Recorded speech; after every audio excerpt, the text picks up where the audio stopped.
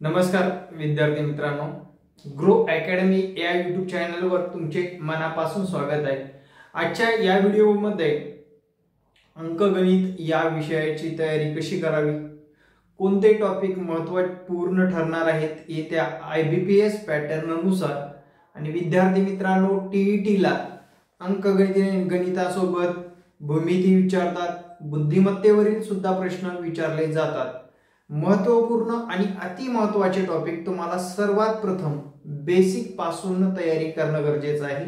त्यासाठी लागणारं मटेरियल सुद्धा मी तुम्हाला या व्हिडिओमध्ये सांगणार आहे। तत्पूर्वी चॅनलवर नवीन असाल चॅनलला सबस्क्राइब करायला विसरू नका। पेपर 1 ला कंपल्सरी अंकगणित विषय आहे। पेपर 2 ज्यांचं मॅथ सायन्स पॅटर्न आहे त्यांना कंपल्सरी मॅथ 30 गुणासाठी असतं म्हणजे असतं। विद्यार्थी मित्रांनो, महा टीईटी परीक्षा किंवा सीटीईटी परीक्षा असेल तर साधारणपणे अंकगणित हा विषय 30 गुणासाठी विचारला जातो। हे 30 गुण आपल्याला सर्व विषयापेक्षा एक वेगळे मार्क देऊन जाणारे असतात।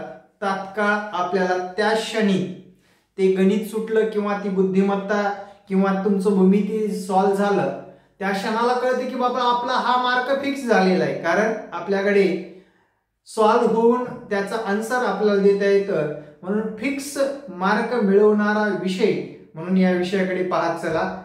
या विषयामध्ये मार्क आले नाही तर दुसऱ्या विषयामध्ये एव्हरेज मार्क येणारे विषय असतात। अंकगणितामुळे तुम्ही पास होण्याची चान्सेस 99% असतात, लक्षात ठेवा। या विषयावर दुर्लक्ष करू नका, या विषयाला धरूनच चला, स्किप करू नका। विषय सोपा आहे मित्रांनो, फक्त तुम्हाला स्ट्रॅटेजीनुसार अभ्यास करणं गरजेचं आहे। IBPS पॅटर्न म्हटलं की सर्व महाराष्ट्रामध्ये शिक्षक पात्रता परीक्षा घेणाऱ्या सर्व लोकांचं म्हणणं आहे भले मोठे मोठे प्रश्न येतात। नाही मित्रांनो, बेसिक घटकावरीलच 80% घटक अवलंबून असतो। म्हणजे साधारणपणे 20 ते 24 मार्क तुमचे बेसिक घटकावर असणार, गॅरंटी आहे मित्रांनो। मी आज 5 वर्ष झालं या क्षेत्रामध्ये असल्यामुळे आणि सर्व पेपर अॅनालाइज करून IBPS पॅटर्न काय विचारतं त्यानुसार 80% हे बेसिक घटकावर प्रश्न विचारले जातात। म्हणजे विद्यार्थी मित्रांनो 30 पैकी साधारण 24 मार्क तुमचे बेसिक घटकावर असणार आहेत। हे डोक्यात घ्या। तुमचं बेसिक जोपर्यंत क्लिअर होणार नाही, बेसिक घटक जोपर्यंत क्लिअर होणार नाही तोपर्यंत मोठे सुद्धा गणित सुटणार नाही। भले मोठे मोठे गणित घेऊन आले आणि सॉल्व केला एखादी 2-4 गणित, आपल्याला तात्पुरतं तिथं समजतं, पण ऍक्च्युअल मध्ये परीक्षेमध्ये तुम्हाला जेव्हा ते उदाहरण विचारलं जातं तेव्हा तुम्हाला त्याच्या ट्रिक्स माहित नसतात, त्याचा सराव माहित नसतो, विशेष म्हणजे त्याचं बेसिक माहित नसतं मित्रांनो, लक्षात। यासाठी सर्वात प्रथम बुक लिस्ट कोणती वापरायची ते सांगतो। बघा लक्षात घ्या, टीईटी साठी बुक लिस्ट जर बघितलं तुम्हाला फर्स्ट ते 10 पर्यंतचे पाठ्यपुस्तक विचारतात। त्यासाठी बेस्ट बुक आहे मित्रांनो पंढरीनाथ राणे सरांचं, लक्षात ठेवा। ते पुस्तक करा, भरपूर विषय पंढरीनाथ राणे सरांचं पुस्तक वापरा, कारण मागच्या टीईटी मध्ये सगळ्याच म्हणता येईल साधारणपणे या बुक्स मधलं साधारणपणे 60% विचारलं होतं। 40% स्कॉलरशिपचे पुस्तक वापरायला विसरू नका। 5वी आणि 8वीचं स्कॉलरशिप तुम्हाला वापरायचं आहे।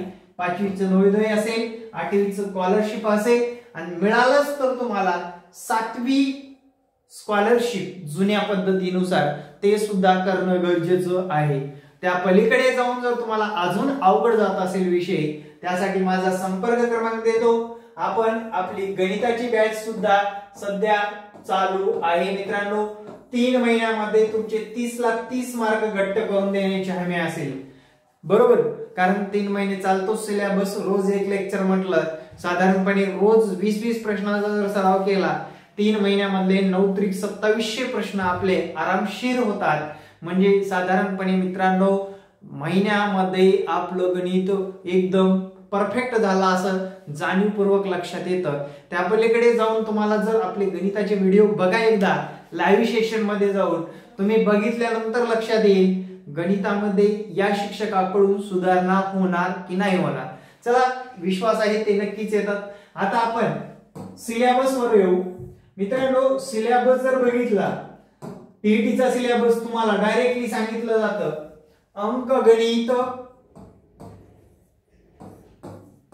त्यानंतर तार्किकता आणि अचूकता या घटकावर प्रश्न विचारले जातील. तेव्हा विद्यार्थी काय करतात की फक्त अंकगणिताचं एखादं सर्व विषय असणारं मार्गदर्शक पुस्तक आणतात बाजारामधून आणि ते पुस्तक वापरू पण नका आणि घेऊ पण नका.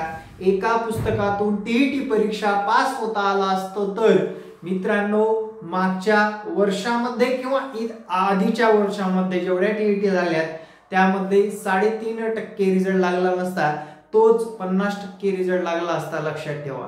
त्यामुळे तुम्हाला सर्व विषयानुसार पुस्तक कलेक्ट करून अभ्यास करणं गरजेचं आहे, तरच टीईटी क्रॅक करता येते. मित्रांनो, रियालिटीला जास्त भर द्या. कारण एखादं सांगत असतं आमचं नोट्स वापरा आणि तुम्ही पास होऊन जावा, आमचे क्लास करा आणि तुम्ही पास होऊन जावा. तुम्ही आमचे सुद्धा क्लास करा, पण तुम्ही स्वतः सुद्धा अभ्यास करावा लागेल.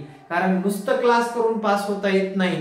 त्यांनी सांगितलेलं होमवर्क जेव्हा तुम्ही सॉल्व्ह कराल, जेव्हा तुम्ही स्वतः त्याच्यामध्ये उतरून इंटरेस्टली तुम्हाला जर ते विषय आवडीनुसार जर घेतलात आणि त्यानुसार अभ्यास करत गेलात आणि मित्रांनो योग्य मार्गदर्शन तुम्हाला मिळत राहिलं तर तुम्ही पास होण्यापासून तुम्हाला कोणीही रोखू शकत नाही. तुमच्या अभ्यासातला गॅप असू द्या, तुम्ही सध्या नोकरी करताय, तुम्ही सध्या कुटुंब सांभाळताय, विशिष्ट वेळेमध्ये विशिष्ट अभ्यास केल्यानंतर मित्रांनो नक्की पास व्हायला कुठलीच अडचण नाही. अशाच विद्यार्थ्यांनी आपला क्लास जॉईन करावा. कारण काही विद्यार्थी, सर आम्हाला 1 महिन्यामध्ये पास करणार का, सर आम्हाला 15 दिवसात पास होणार का? अरे मित्रांनो, लक्षात ठेवा, 15 आणि 1 महिन्यामध्ये परीक्षा पास झाले असते तर मागच्या टीईटी मध्ये पूर्ववत 3.5% रिझल्ट लागला असता का? हे जाणीवपूर्वक डोक्यात घ्या आणि अभ्यासाला लागणं गरजेचं आहे, हे लक्षात ठेवा.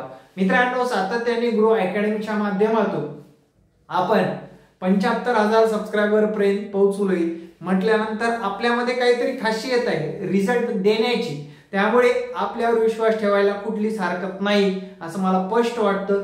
तुम्ही अनेक व्हिडिओ माझे बघा, तुम्हाला जर मी शिकवलेलं समजत असेल तरच जॉईन करा, नसता अदरवाईज तुम्हाला मार्ग स्वतःचे मोकळे आहेत, लक्षात ठेवा. चला मुद्द्यावर येऊ. विषयानुसार कोणत्या गोष्टी करणं गरजेचं आहे. मित्रांनो, टॉपिक बघा, टॉपिक लिहितो काही मोजके.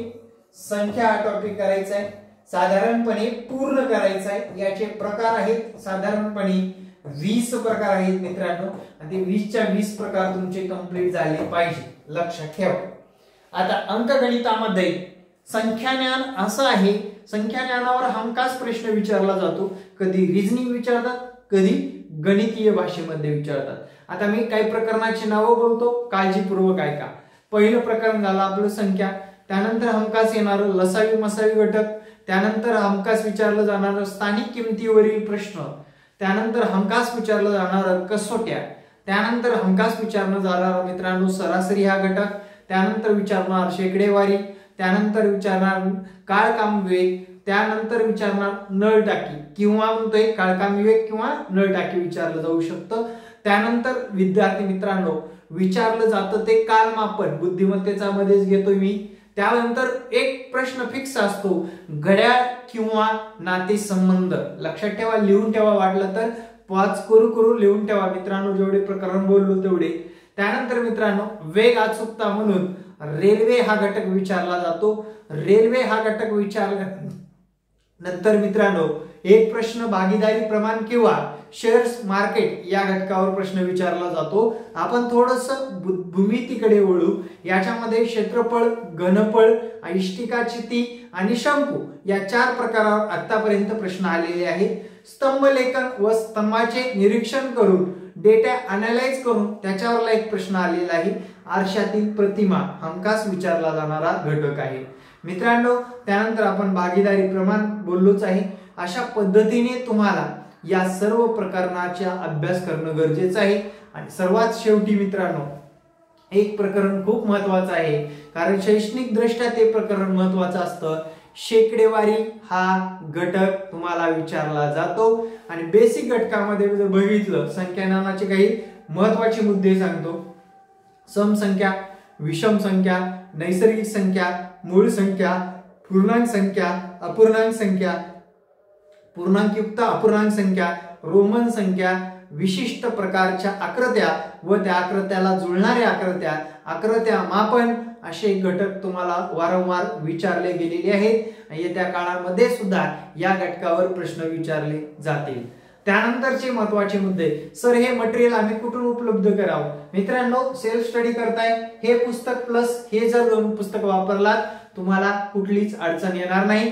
तुमचे हे प्रकरण एकदम काटेकोर आले पाहिजे. बारकाईने लक्षपूर्वक हे पुस्तक सॉल्व्ह करा आणि हे सुद्धा 2 सॉल्व्ह करणं गरजेचं आहे. कारण हे 2 सॉल्व्ह का करा म्हणतोय, याच्यामध्ये अंकगणित सुद्धा करा आणि भूमिती बुद्धिमत्ता सुद्धा करा, कारण बुद्धिमत्तेवरील सुद्धा तुम्हाला प्रश्न विचारले जातात. संकीर्ण म्हणून जे काही त्याला प्रकरण म्हणता येत नाही, पायडोके वगैरे असे किंवा कलरवर असणारे प्रश्न, रंगवणे आजूबाजूला असे काही प्रश्न असतात, ते भूमिती आणि बीजगणित यातला संकीर्ण भाग असतो, तो संकीर्ण भाग सुद्धा तुम्हाला सॉल्व्ह करायचा आहे. मित्रांनो, अशा पद्धतीने आपला गणिताचा सिलेबस असतो आणि तो गणिताचा सिलेबस आपण व्यवस्थितरित्या सॉल्व्ह केला तर मित्रांनो गॅरंटेड तुम्ही 25+ मार्क घ्यायला हरकत नाही आणि तुमचा साधारणपणे पास होण्याचा दर जर बघितला 90 पैकी तुम्ही 25 मार्क घेताय, मग लक्षात घ्या मित्रांनो, तुम्ही 90 पैकी 25 घेताय तर 90 ला आपण 100 जर पकडलं, साधारणपणे तुम्ही साधारण 25% सिलेबस कव्हर करताय. लक्षात घ्या 25%. त्यामुळे एका विषयामुळे जर एवढा फायदा होत असेल तर नक्कीच या विषयाकडे दुर्लक्ष करू नका. विद्यार्थी मित्रांनो, सांगितलेले प्रकरण 100% करा, 100% त्याचे प्रकार करा. नाही जमलं आणि तुम्हाला अगदीच कच्चा असेल तर ऑनलाईन क्लासचा फायदा घ्यायला विसरू नका. विद्यार्थी मित्रांनो, ऑनलाईन बॅचेस चालू आहे, या हा संपर्क क्रमांक आहे. माझे अनेक व्हिडिओ बघायचं, डेमो आवडला तर, शिकवलेलं समजलं तरच मला क्युरी करायचं नसता. तुमचे पर्याय तुमच्यासाठी खुले आहेत. Thank you very much. जय हिंद मित्रांनो, भेटू नेक्स्ट व्हिडिओ मध्ये. धन्यवाद. जय हिंद, जय महाराष्ट्र.